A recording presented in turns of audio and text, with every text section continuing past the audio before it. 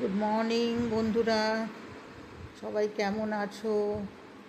অনেক দিন পর হ্যাপি উইমেন্স ডে। অনেক দিন পর আমি আবার এলাম আরেকটা নতুন রেসিপি নিয়ে। সবাই কেমন আছো বন্ধুরা? সবাই ভালো থেকো, সুস্থ থেকো। এই দেখো, আজকে আমি চিংড়ি মাছের মালাইকারি ঠিক না, এই চিংড়ি মাছের এই মশলা টশলা দিয়ে নারকেলের দুধ দিয়ে বানাবো। দেখো তোমরা, এই দেখো চিংড়ি মাছ, বড় বড় চিংড়ি মাছ আর নারকেলের দুধ ওই যে রেখেছি, দুটো পেঁয়াজ, তিনটে টমেটো, এই দেখো কুচি নিয়েছি, পেঁয়াজ দুটো, টমেটো দুটো, আদা রসুনের পেস্ট দেবো, সব মশলা দিয়ে ভালো করে কষে টষে বানাবো। তোমরা দেখতে থেকো। দেখো গ্যাস ধরিয়ে নিয়েছি, কড়া বসিয়ে কড়ায় তেল দিয়ে দিয়েছি। এবারে আমি চিংড়ি মাছগুলোকে আগে ভেজে তুলে নেব।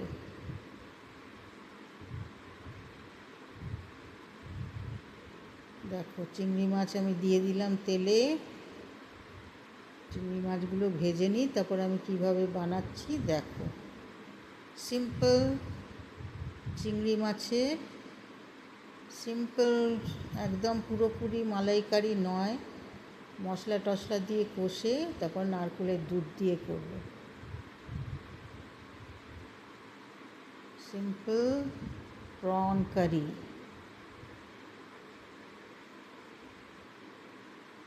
দেখো কেমন লাগছে বন্ধুরা, আমার রান্না কেমন লাগে তোমাদের? যদি ভালো লাগে লাইক করো, শেয়ার করো, কমেন্ট করো, আর অতি অবশ্যই সাবস্ক্রাইব করে দিও।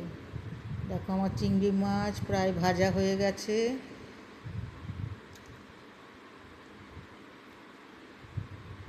দেখো তোমাদেরকে দেখাই, আমার চিংড়ি মাছ ভাজা হয়ে গেছে বন্ধুরা। দেখো কেমন ফেনা ফেনা হয়ে গেছে তেলটা।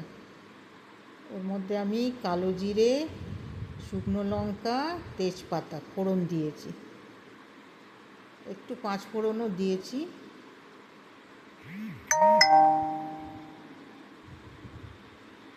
দেখো কেমন লাগছে তোমাদের। এবারে আমি পেঁয়াজ কুচিটা দিয়ে দেবো, দুটো পেঁয়াজ কুচি। সিম্পল প্রন কারি, মালাইকারি বানাচ্ছি না আমি, এটা সিম্পল প্রন কারি। এবার আমি টমেটোগুলোও দিয়ে দেবো। পেঁয়াজটা একটু হালকা ভাজা হলে দেখো একটু ব্রাউন ব্রাউন হয়ে গেছে। এবার আমি টমেটো দিয়ে দেবো, দুটো টমেটো কুচিয়ে রেখেছিলাম, টমেটো দিয়ে দিলাম।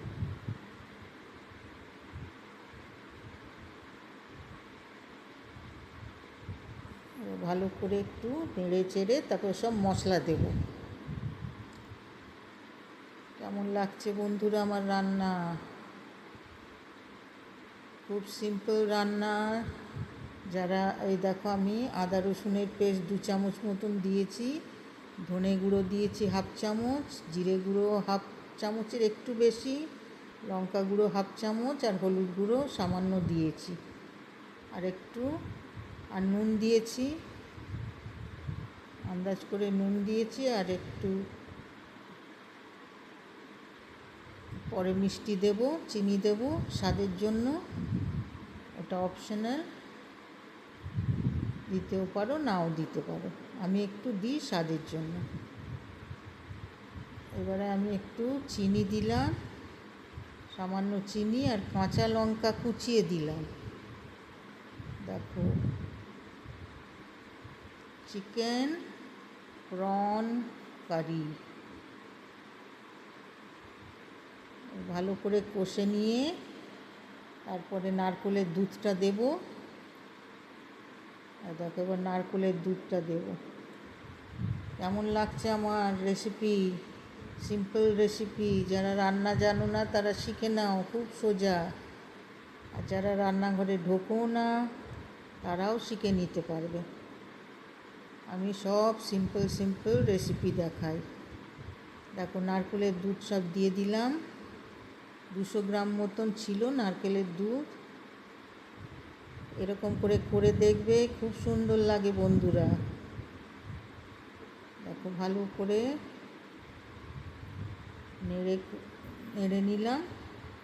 একটু ফুটে উঠলে তারপর আমি চিংড়ি মাছগুলো দেবো। আর দেখো আমি গরম মশলা গুঁড়ো দিয়ে দিয়েছি, গরম মশলা গুঁড়ো দিয়েছি। ভালো করে ফুটুক। কেমন লাগছে আমার চিংড়ি মাছের সিম্পল কারি? ভালো লাগলে কিন্তু লাইক করো, শেয়ার করো, আর অতি অবশ্যই একটু কমেন্ট করে জানিও আমার রান্না কেমন হচ্ছে। আর অতি অবশ্যই সাবস্ক্রাইব করে দিও। দেখো চিংড়ি মাছগুলো দিয়ে দিলাম। এবার একটু ভালো করে নেড়ে একটু ঢাকা দিয়ে দেবো, তাহলে মশলা টশলা, নারকেলের মশলাগুলো, নারকেলের দুধ, এগুলো ভালো করে চিংড়ি মাছের ভেতরে ঢুকবে, আরও স্বাদটা আরও ভালো লাগবে। সবাই ভালো থেকো, সুস্থ থেকো, শরীর মনে সবাই ভালো থেকো, সুস্থ থেকো। আবার আমি নতুন নতুন রেসিপি নিয়ে আসবো, সিম্পল রেসিপি। তোমরা দেখতে থেকো। আর ভালো লাগলে লাইক করো, শেয়ার করো, কমেন্ট করো, আর অতি অবশ্যই সাবস্ক্রাইব করে দিও। ঠিক আছে? দেখো আমার চিংড়ি মাছের সিম্পল তোমার কারি কেমন লাগলো?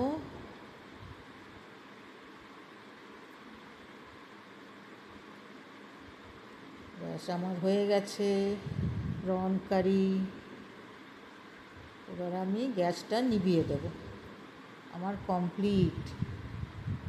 সবাই ভালো থেকো, সুস্থ থেকো, আবার দেখা হবে। ওকে, বাই বাই, টাটা।